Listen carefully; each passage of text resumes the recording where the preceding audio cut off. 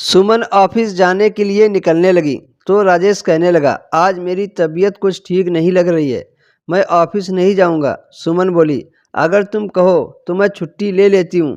राजेश कहने लगा, अरे नहीं, मैं बस आराम से सो जाऊंगा तो सब ठीक हो जाएगा। फिर सुमन अपना पर्स उठाकर ऑफिस चली गई तो राजेश ने तुरंत ही कमला को फ़ोन लगा दिया और उसे घर पर बुला दिया। कमला सुमन की मौसेरी बहन थी और उसी शहर में रहती थी। राजेश और कमला एक दूसरे की ओर आकर्षित हो गए थे और आज दोनों ने सुमन के पीठ पीछे घर पर ही मिलने की योजना बनाई। कमला जब घर पहुंची तो राजेश ने उसे आते ही अपनी बाहों में भर लिया। कमला कहने लगी, तुमने दीदी से क्या कहा? तो राजेश कहने लगा, उसे तो मैंने कह दिया कि मेरी तबीयत ठीक नहीं है। कमला हंसते हुए कहने लगी, दीदी तो बहुत बेवकूफ़ है, कितनी आसानी से तुम्हारी बातों पर भरोसा कर लेती है। राजेश हंसते हुए बोला, अरे उसकी बातें छोड़ो, हम हमारी बातें करते हैं। इतना कहकर वो उसे बेडरूम में लेकर चला गया।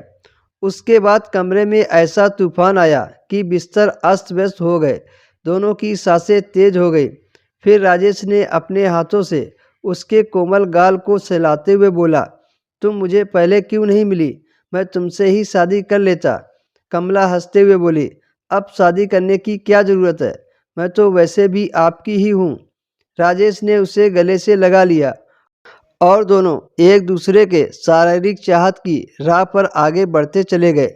दिन भर कमला राजेश की बाहों में खेलती रही और फिर शाम को सुमन के ऑफिस से वापस आने से पहले ही राजेश से विदा लेकर घर चली गई। राजेश आज बहुत खुश था। उसे ऐसा लग रहा था जैसे उसे जिंदगी की कोई बहुत बड़ी खुशी मिल गई हो। सुमन अब ऑफिस से घर आई तो राजेश उसकी ओर ध्यान ही नहीं दे रहा था। सुमन को बहुत थकावट हो रही थी तो वह चाय बनाने रसोई में चली गई। तभी राजेश के फ़ोन में घंटी बजी। राजेश ने फ़ोन रिसीव किया तो उधर से कमला हंसते हुए बोली, जीजा जी, मैंने आपके लिए आपके मोबाइल पर कुछ भेजा है, आप अकेले में देख लीजिएगा।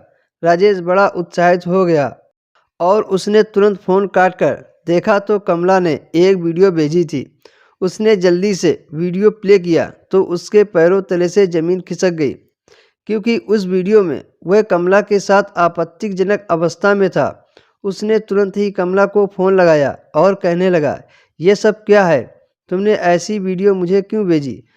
अगर गलती से सुमन ने ये वीडियो देख ली तो क्या होगा? कमला हंसकर कहने लगी, अगर मुझे दीदी को वीडियो दिखानी होगी तो मैं उनके नंबर पर वीडियो सेंड कर दूंगी। आप इतना परेशान क्यों हो रहे हो? आप एक काम करो, मेरे अकाउंट में 1 लाख रुपए डाल दो तो यह वीडियो कहीं नहीं जाएगी, वरना आपकी इज्जत की धज्जियां उड़ाने में मुझे 1 मिनट की देरी भी नहीं लगेगी। राजेश अपना सिर पकड़कर बैठ गया। कुछ पलों के सुख के लिए उसे एक ऐसे चक्रव्यूह में घेर लिया था जिससे बाहर निकलने का उसे कोई रास्ता दिखाई नहीं दे रहा था। वह बहुत मजबूर हो गया था। उसे अपने आप से घृणा सी होने लगी थी। तभी सुमन चाय लेकर कमरे में आई। अब राजेश उससे नजरें नहीं मिला पा रहा था। उसका दिल जोरों से धड़क रहा था कि क्षणिक आवेश में आकर उसने अपनी पत्नी के साथ इतना बड़ा छल कर दिया था और तुरंत ही उसे इस बात की सजा भी मिल रही थी। चाय पीने के बाद सुमन रसोई में काम करने के लिए चली गई। राजेश ने कमला को फ़ोन लगाया और गिड़गिड़ाते हुए कहने लगा, प्लीज़ मुझे माफ़ कर दो, मैं आगे से किसी पराई औरत की ओर नज़र उठाकर भी नहीं देखूंगा।